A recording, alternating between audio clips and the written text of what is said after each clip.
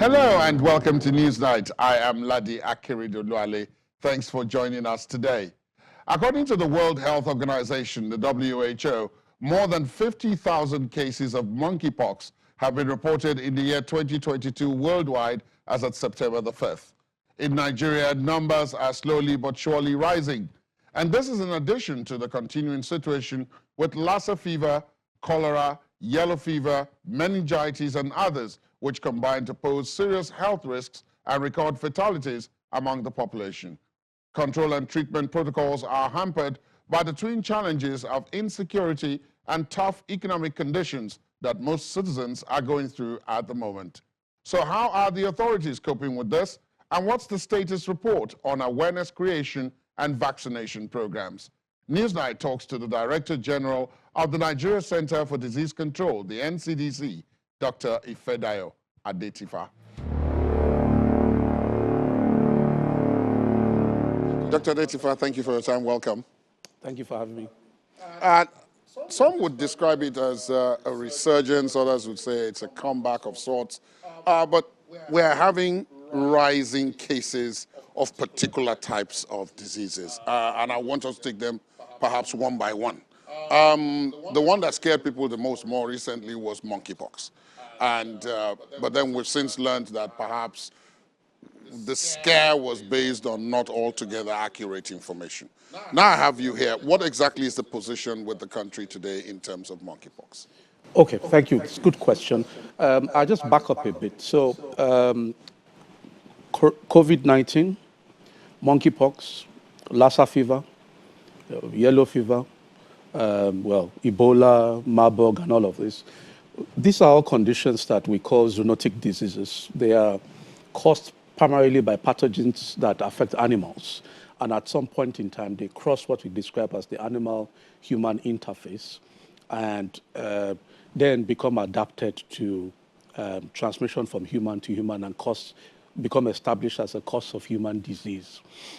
Now, the projections or the predictions globally is that we will be at increasing risk of diseases that are caused by zoonotic pathogens. And the reasons are not far-fetched. It's mostly due to human activity, the urbanization, encroachment on natural habitats of the animals, climate change, and the other consequences of our activities in the environment. So as we go around not taking enough care of the environment that we coexisting with the animals, we are then coming in closer contact with animals, and therefore pathogens that primarily cause disease in them are going to frequently spill over into humans. And because they are often pathogens that we've not encountered before, like SARS-CoV-2, right. Then they have the potential of basically causing epidemic, or what they are epidemic-prone conditions, because they can really cause a large outbreak very quickly. So the situation with monkeypox is, as you may recall, Nigeria reported its first human case of monkeypox just 1 year after it was first reported in the DRC in 1970.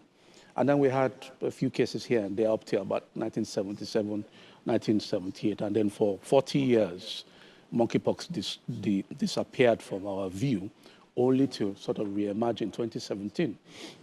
So what has happened is that since 2017, we've had every year detected cases of monkeypox.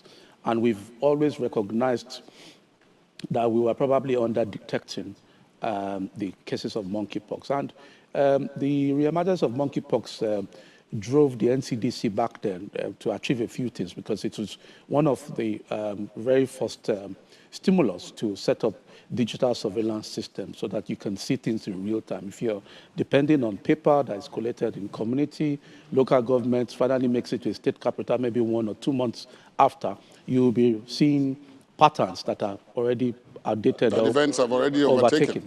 Okay, so this led to sort of the rollout of our surveillance outbreak response management and analysis system, which is now deployed countrywide and in every local government. And in fact, the area of growth for us as the NCDC for surveillance is to deploy that to all of the health facilities, just so we have, better coverage. Okay, so in 2017, we didn't have diagnostic capacity for monkeypox. Indeed, we did not have diagnostic capacity probably for monkeypox from 1978 to, and maybe that's also may have contributed to not detecting any cases, however few they would have been. Yeah.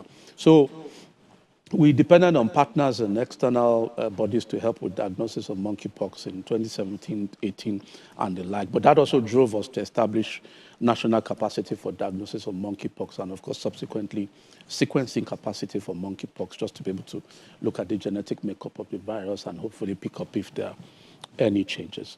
So the situation with monkeypox at the moment is we declared, we activated our Emergencies Operations Center about the last week of May, actually before the international outbreak started, because we, as I said, Nigeria has been responding to monkeypox for a while. And we had made some investments in surveillance. You know, we'd made an effort to go to some zero reporting states, because zero reporting does not mean that there's no cases. Yes, and just to beef up surveillance. So we were already seeing an increase in the number of suspected cases being sent to, samples from suspected cases being sent to the National Reference Lab in Abuja for confirmatory diagnosis before the global or international outbreak started.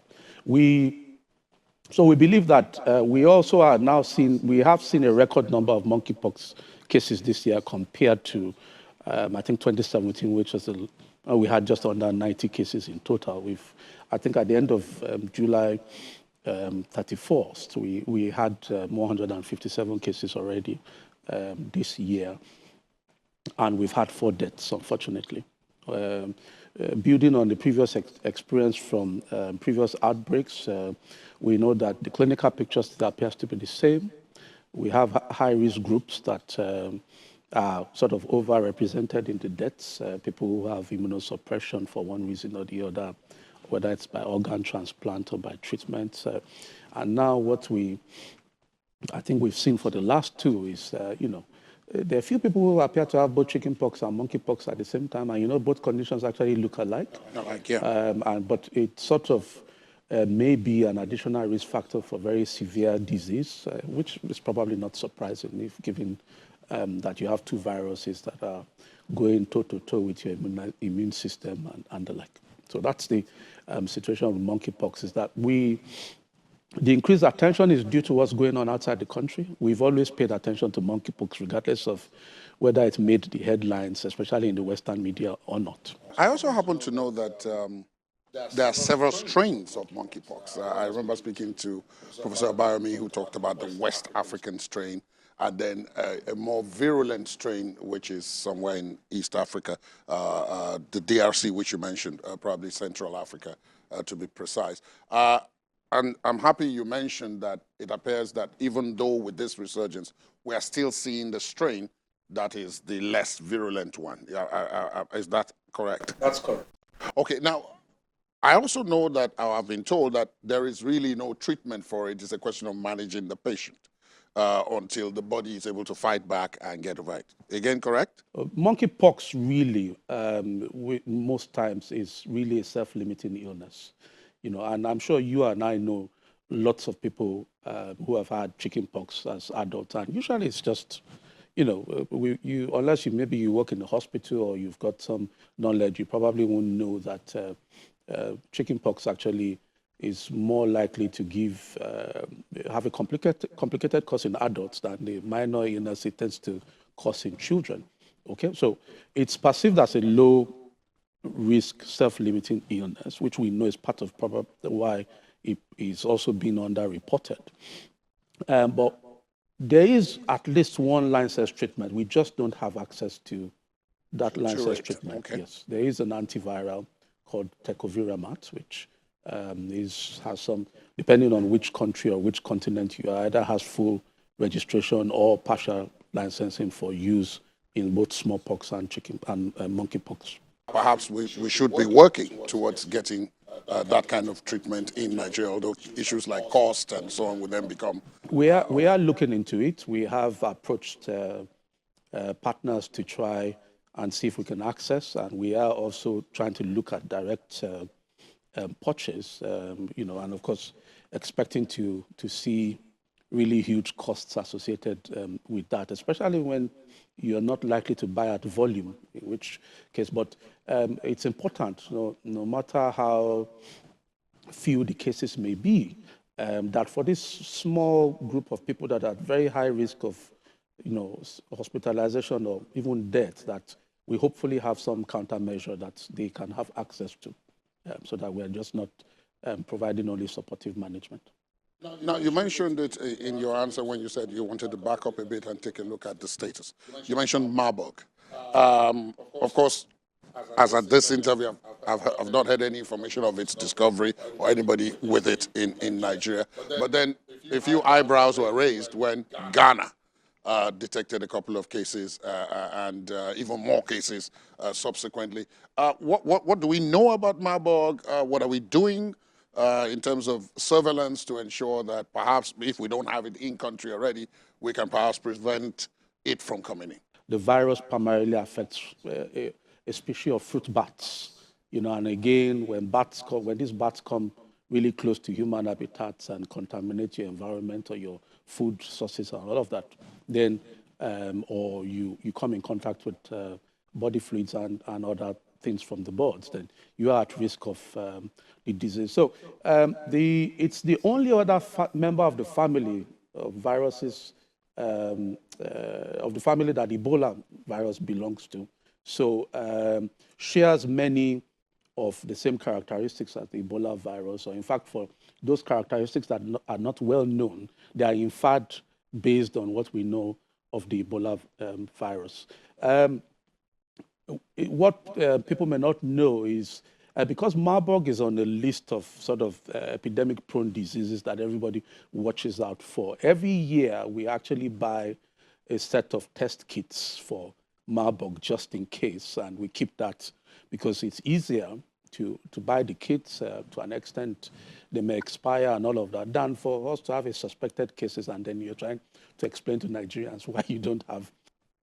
We always retain capacity to test for Marburg, both at our lab in Gadua and actually at the lab in Luth as well, that is run by Professor Milabu, who you probably know as well. And we work together to look after some of these less common pathogens. At the NCDC, we've got something called an Emerging Viral Hemorrhagic Diseases Technical Working Group. So they are the ones who keep an eye on what's going on with all the emerging pathogens or less common viral hemorrhagic pathogens. So if you have the situation with Ebola or you have the situation potentially with Marburg or any of the other conditions, they are scanning the horizon, paying attention, have guidelines, have regular meetings to prepare for and recommend measures that may need to be put in place as part of preparedness to deal with these issues should they arise. And they did that, I think it was 2 years ago when there was Marburg in Guinea,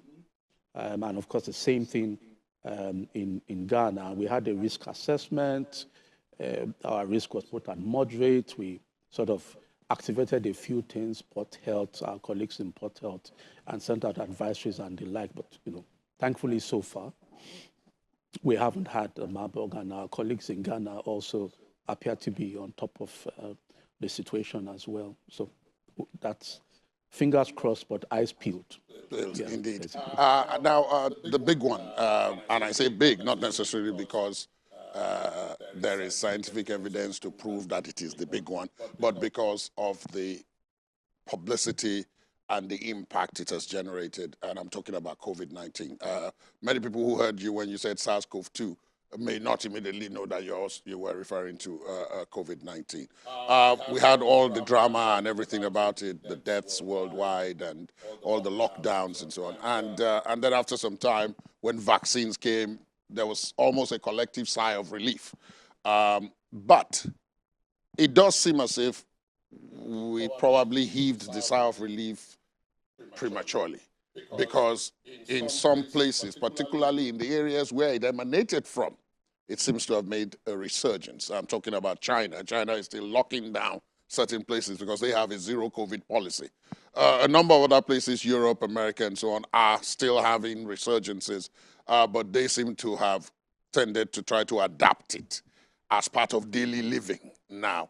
I don't know where we fall, whether we are still trying to prevent it or we're also trying to make it part of living. Why I ask that question is that the NCDC is keeping up with its surveillance. It has figures, but I also know that there have been complaints that it is not receiving updates from many states. They've stopped testing.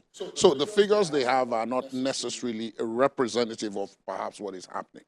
How does that come across to you? I mean, being in charge of NCDC, is it frustrating, perhaps? Well, it's not. We recognize the feelings of fellow citizens, and of course, as ordinary people ourselves, we share in some of those, including the fatigue and all of that. And believe it or not, I'm the Director General.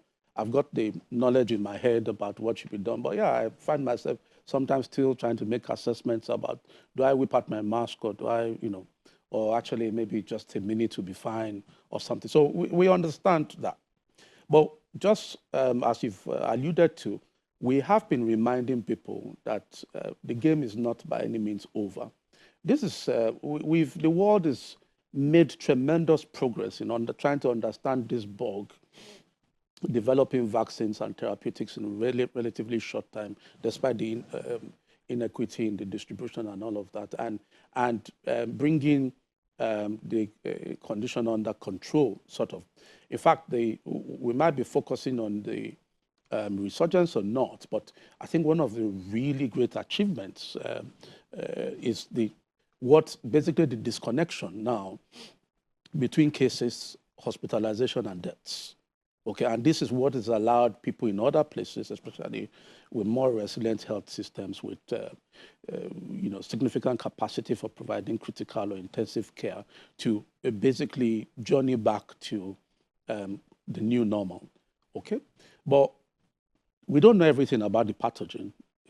When we came across it in 2019, it was brand new. We knew some other members of the family, but it was brand new, which is why it wreaked that much havoc. When you introduce a new pathogen into human population that our immune systems has never seen before, this is exactly what you get, especially for a respiratory pathogen. So what has happened is the pathogen is still sort of having progeny or babies. The variants, or lineages and sublineages, as we call them, and Omicron, which is dominated worldwide since about, I don't know, November last year or something, is having babies that, seem to have a bit more ability to evade even the protective immunity that we already have and transmit. And this is by way of vaccination. Yeah, by vaccination or even natural infection. And this is what's contributed to the uptick in cases that's been seen in many countries, including here, and even those lineages of Omicron we have seen here as well. And we are sure is contributing to the uptick we are seeing in cases. But thankfully, either by a combination of vaccination and natural immunity, we're not getting the kind of hospitalizations, for example, that we had with the Delta wave. That was really nasty, or even with the first wave. The treatment and isolation centers are not full. People who make it there are mostly being discharged. We've added, sadly, 2 more deaths, but that's 100% to the families that those people come from are affected. And we've not, again, had as much disruption to life because people are falling ill or as we had with previous waves. But it's a reminder that as long as we continue to have transmission, either because we're not achieving the vaccination coverage we need and people are completely ignoring public health safety measures that are recommended, variants that may cause us trouble still have a chance of emerging, because the risk of variants emerging is related to the extent to which the virus transmits freely in the population. Okay, so that really is what we need to keep an eye on, even as we try to return to our normal lives. And this is why at the NCDC, our goal, to touch on what you asked, was we need to keep up testing, because without testing, you don't know what's going on, and you don't get samples to do your sequencing to see what variants are around. Okay, so we needed to keep up testing numbers, and we've tried a few things. We've tried surge testing in a few states that over the period brings back test numbers up. So some of that's also contributed to the increase in cases that we have seen, because we are working with partners in a few states who are doing a bit of such testing and decentralizing testing through the use of antigen rapid diagnostic tests for COVID.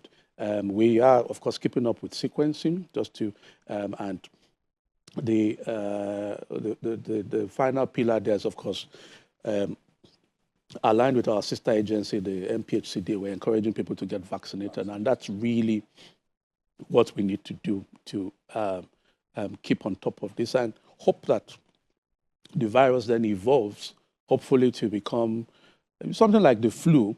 But everybody says something like the flu, but the point is the flu still kills people. I mean, the high-risk populations need to be looked after. So if you're, as we know, age is probably one of the biggest risk factors. So if you're 60 and above, but even if you're not 60 above, if you have any of the comorbidities, you're hypertensive or diabetic or cancer treatment or other immunosuppressive therapy, then you're basically playing gambling each time you put yourself at risk, because you do not know which infection is going to run a really wild course in you, take you to hospital, put you on oxygen and the like. So that's the scenario. You referenced it at the start when you talked about some of the things that we've been dealing with even before these very famous things started happening, the likes of cholera, Lassa fever in particular, yellow fever, meningitis. So again, one by one, if I want to start with Lassa fever.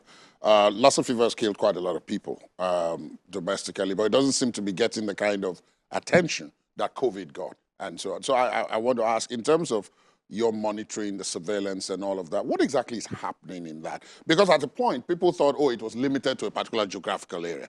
And then subsequently, we then discovered that there were cases in several other areas where previously the historical records didn't suggest that there ought to be, but there were. So is it that it is spreading? And if so, what is perhaps causing this? Well, remember what I said about monkeypox and that zero reporting is not the absence of cases. So what has happened with Lassa fever is that we're beginning to see the fruits, for want of a better description, of efforts to intensify surveillance, the fruits of expanding the number of labs that can actually test for Lassa fever. And the first step to naming something or identifying something is being able to diagnose it. Okay, so we've got more labs in the network and are still working to add more labs to the network to bring Lassa fever testing closer to people, which means that it then becomes easier when you see these cases that all either look like your regular malaria or something. You can have a sample tested quickly that might actually help you confirm, oh, in this case it's not malaria, it's Lassa fever or something else. But beyond that, we do not think that there's been any real change in the nature of Lassa fever itself. But it's also possible, again, we're talking about, it's a zoonosis. We are burning bushes, building houses everywhere, and all of that. The rats will come into your house to find food. And the rats that that the natural habitat for this virus come into your house. So if you leave your food outside, contaminate them, and then you take them, eat them, and then you are at risk of coming down with the disease. Interesting thing to note is that the cases we see that are sort of ill, come to hospital, are actually just a fraction of people who actually get Lassa fever, because thankfully 8 out of 10 people who catch Lassa fever would have just any other febrile illness. It's the guys who actually, the 20% who develop the severe form or the hemorrhagic that end up in hospital and are at the highest risk of dying and the like. Lassa fever, from our perspective, and when I speak to all of the hospitals and colleagues in the networks that look after Lassa fever, we recognize that we are in desperate need to have some positive disruption in the Lassa fever space in terms of, new or better therapeutics and hopefully a vaccine. And there's work going on in the background to try and, first of all, fully understand the disease epidemiologically, understand the cumulative exposure to the population, because we are seeing preliminary data that suggests actually a lot more people in Nigeria may have seen the virus and developed antibodies compared to the number of actual cases that we are seeing. And you need all these bits of data to try and figure out your vaccine development and what the strategy for use of that, especially for a disease, as you say, is neglected by everyone else and is considered probably just our problem. So you go and look after it. Another area that needs positive disruptions, I've mentioned the rats that, at the moment there is no, or there does not appear to be any sort of proper evidence suggesting what's the best way of tackling control of this disease by dealing with the animal reservoir. So what's the best way of getting rid of the rat, or of exterminating, or doing something? Obviously, the simple measures such as making sure that you keep all your food and things in closed containers and all of that. And try and rat-proof your house and keep your environment clean, because obviously rats are attracted by dirt and all of that. They work, but we need a bit more to go a bit further to find some evidence driven intervention that also helps us to look at the rat. It's usually good to approach disease control from many perspectives, and then you get a synergistic effect that gives you more impact than maybe if you just go one. And as I said, it's a zoonotic illness. It's in animals. We and the animals share the environment. So we also have to adopt what is called a One Health approach to disease prevention and control, which means that you just don't focus on what happens in the humans. You have to keep an eye on what's happening in the animals, and also look after what's going in your environment. Because if you look after the environment, it actually protects us and the animals as well. Now, moving away from these, perhaps, shall we say, broadly zoonotic-based, and that we now come to some of our more familiar suspects, cholera, meningitis, yellow fever. Something I was reading a little bit earlier would suggest that about 160 million Nigerians, that's a report released by a study group in the WHO, says that 160 million Nigerians are at risk of yellow fever, and that is about 25 to 30% of the world total. Because we're in sub-Saharan Africa, that shouldn't come as a complete surprise. But then yellow fever is something that we have been dealing with for so long, and sometimes people get to say things, I don't know if that's true, you can correct that if it's wrong. People say that yellow fever, well, Nigeria's dealt with yellow fever. We don't have that anymore. So where does this information about risk? Some countries still require Nigerians to carry yellow fever vaccination cards in order to gain entry. So are we really at risk? And if so, why? We are at risk. Yellow fever is also a zoonotic illness, unfortunately. It's just that the world has almost forgotten about yellow fever, except for what goes on in places in Nigeria now, because there's an effective vaccine that, most times, 9.5 or 9.9 out of 10 times, a single shot will give you protection for the rest of your life. I mean, if you remember, for the purposes of managing travel of people from yellow fever endemic countries, we were required to take yellow fever shots every 10 years. So you renew your card. I mean, I still have a card that probably has about 2 shots or 3 shots there, which is 30 years worth of really frayed and all of that. But, in 2013, it became clear, and WHO changed their recommendation to that, no, if you've received 1 shot, you're actually good for the rest of your life, and that's stuff. But so the challenge with yellow fever is, in our context, is vaccination coverage is poor. And the vaccination coverage issue is not just a yellow fever issue. It's actually a problem or a challenge we have for all vaccine-preventable diseases. We've had historical challenges with vaccination coverage. We've had our sister agency, the MPHCDA, working hard in more recent times to actually bring about gains. And just as the countries seem to be gaining some momentum with concurrent efforts to strengthen routine immunization and then conduct mass campaigns in response to the areas that we know are undercovered, COVID. And of course, with COVID, all of the issues at that time, health lockdown, movement restrictions. People were afraid of going to hospital. You couldn't convince any parents to take their child to a hospital because that is where you are more likely to get COVID and the like.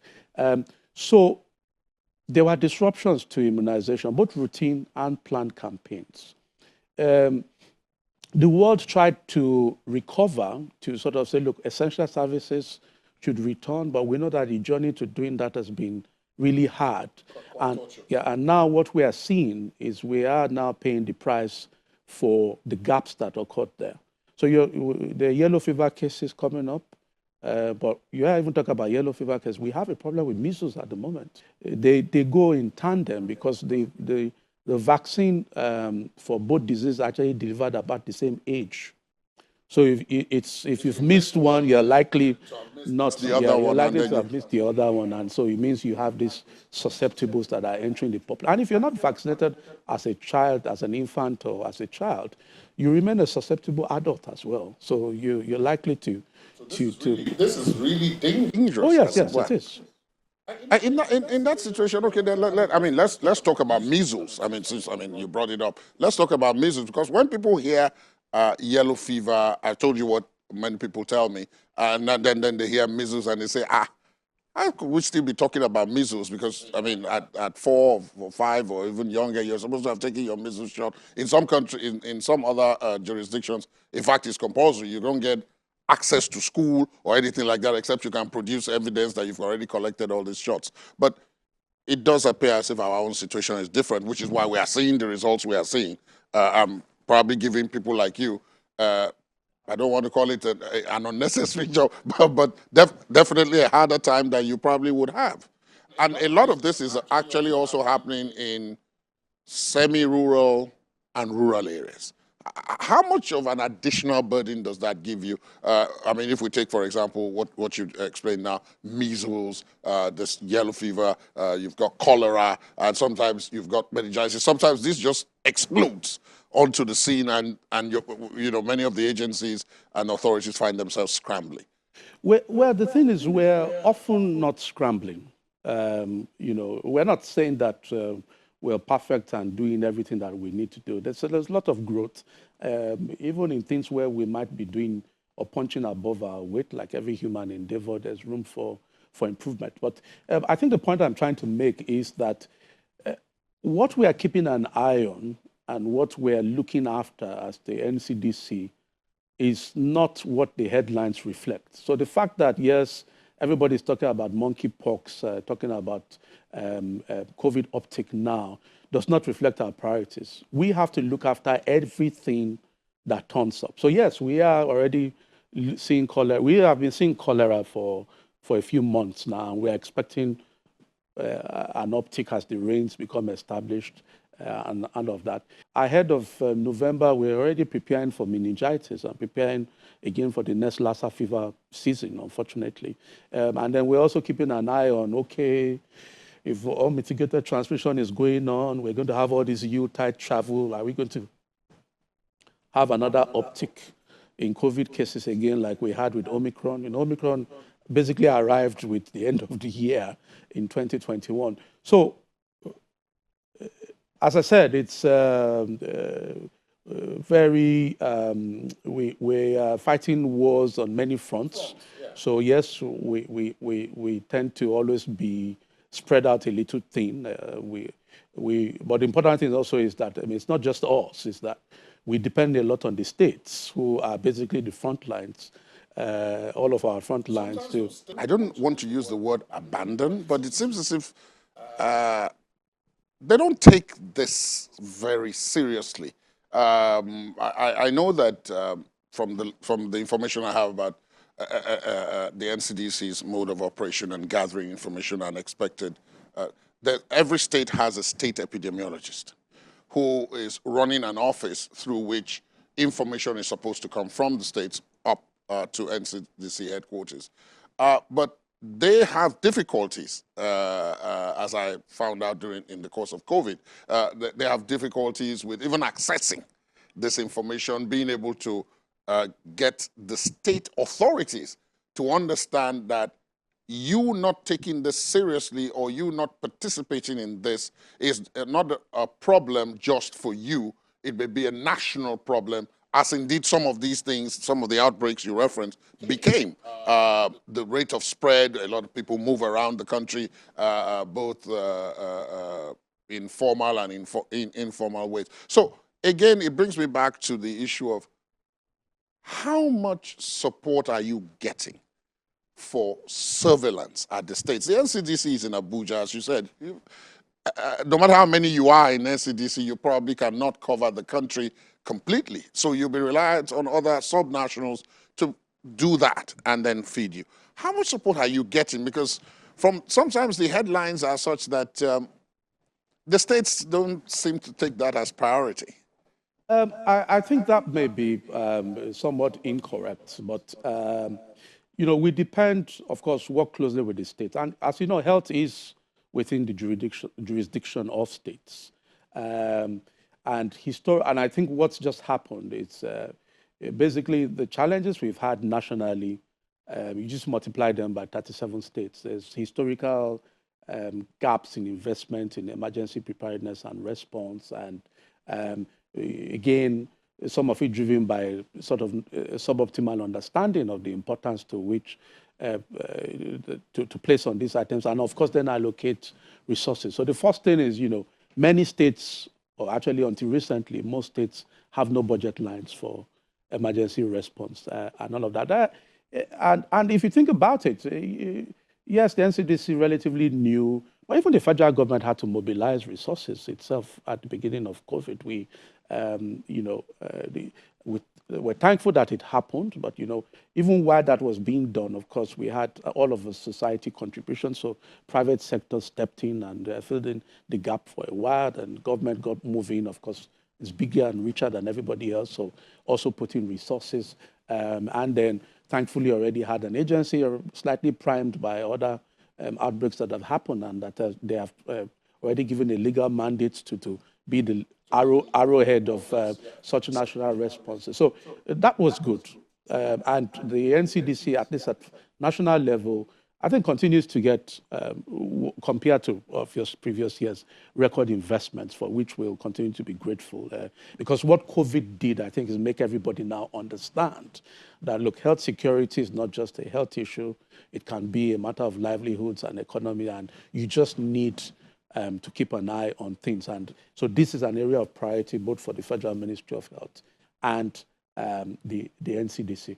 And what's happening now to varying extents is that the states are playing catch up as well. But obviously in that journey, they're at different stages. So you have a very vibrant Lagos State, for example, which, demonstrable efficiency in sort of the public-private partnerships that are leveraged for health and even for pandemic response. But you also have states now, like Lagos, like Kano and Co, that have budget lines for emergency response now. The other thing is that, yes, you have state epidemiologists, but we are thinking about state epidemiologists only from the context of emergencies, but that's not what they actually look after every aspect of public health. So even non-communicable diseases, other things in society are the purview of their office. But again, if you look across states, the staff numbers, the capacity, the resources provided to those offices vary.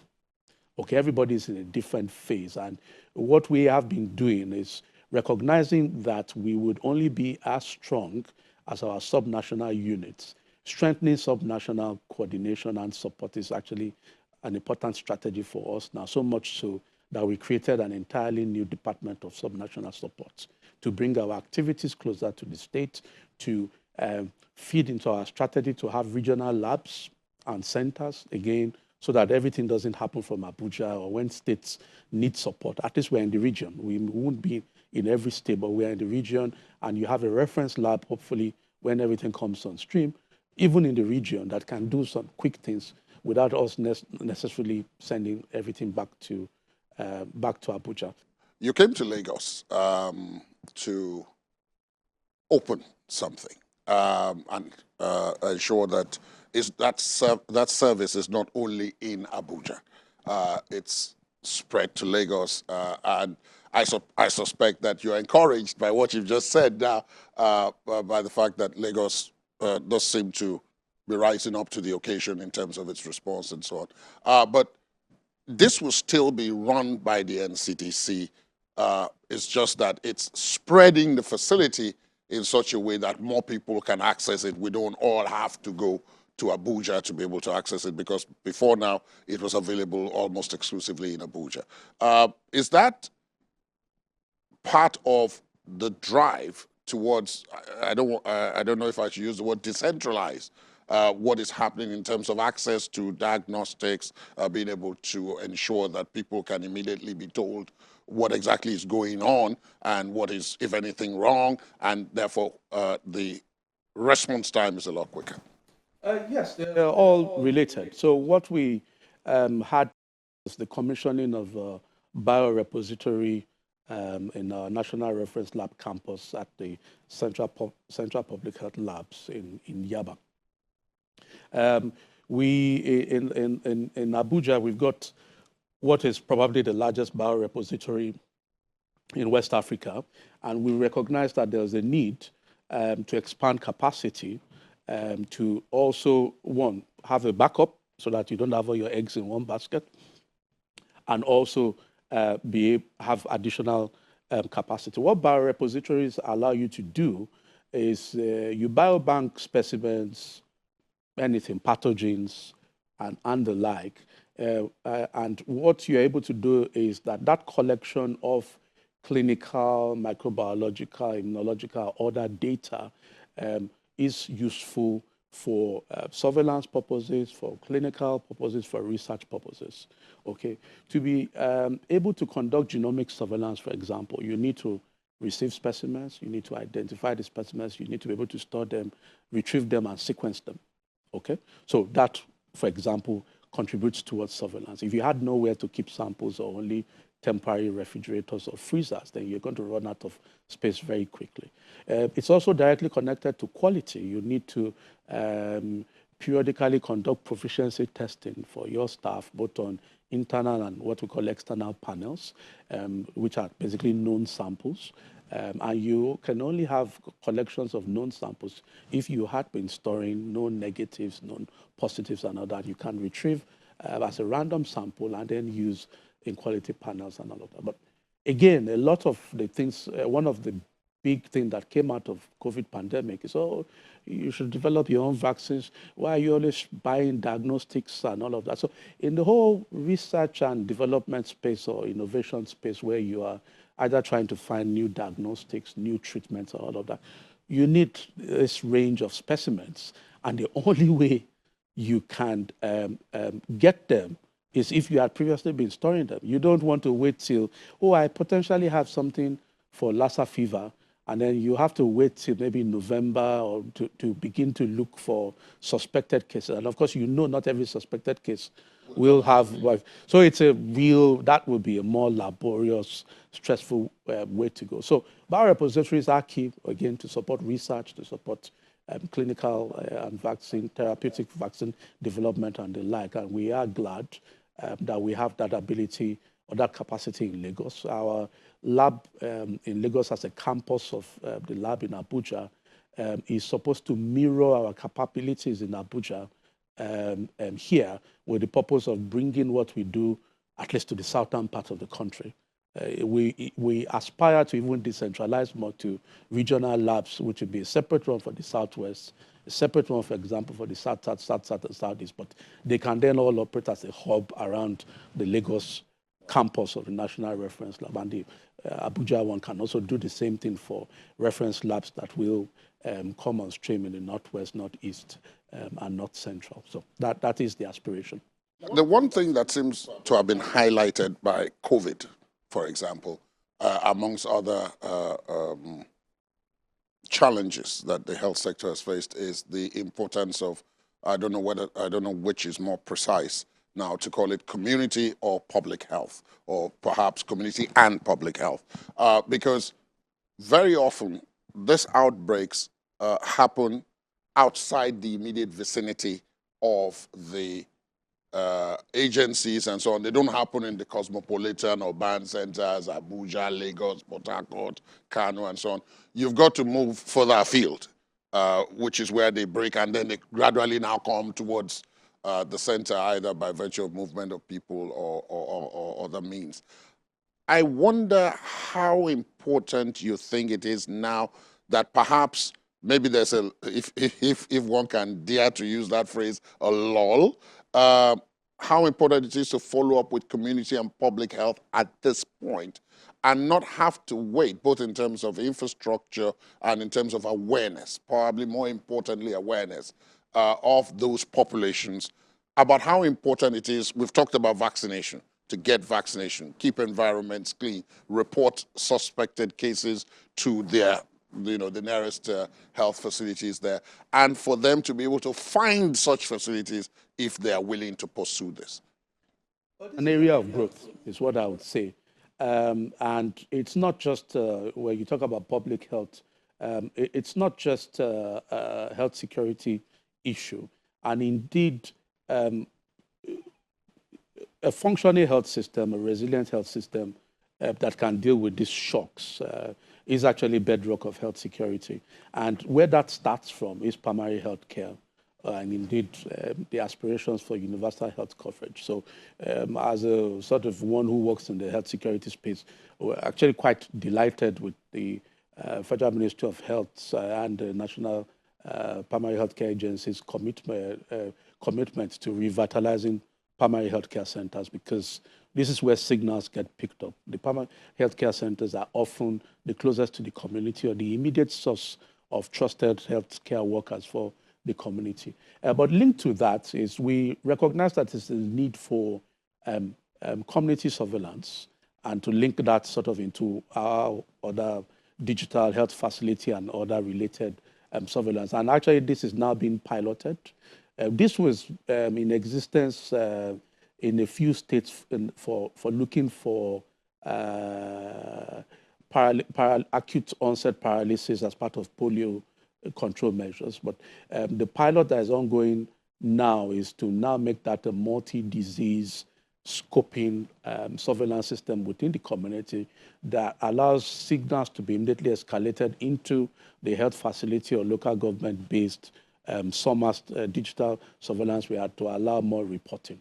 So if that demonstration project works as well as we do, then again, the aspiration, the area of growth is to now roll that out at scale, because you need that everywhere. And hopefully that will also be facilitated by ongoing work to have functioning primary healthcare center close to the people, at least in every local government. So some of the things we do appear to be standalone or bespoke, but actually what we should be aspiring to as a country is a resilient health system, and starts from primary health care. And then if you've got universal health coverage, it means people don't have any concerns or thoughts about, oh, I've got a fever, but they are thinking, oh, it's going to cost me this. But that fever may be the first sign of something, but then they stay at home because cost till they sort of get worse or something, or sadly till somebody dies, and then the next case occurs. So by that time, you've lost time that could have been spent trying to nip an outbreak in the bud when it first started. And now you have to mount a full cost outbreak, and that's always more expensive. It's always more expensive. Yeah. Dr. Latifa, thank you very much. Thank you so much for speaking with us. Pleasure. It's been a pleasure having you. Thank you very much. Thank you. That's our program today. Would, of course, like to hear from you on the conversation. Our social media handles are right there on your screen. You can also listen to this and previous episodes of the program via our podcast. Please visit our website, channelstv.com/podcast to get started. I am Ladi Akeredoluale. Goodbye.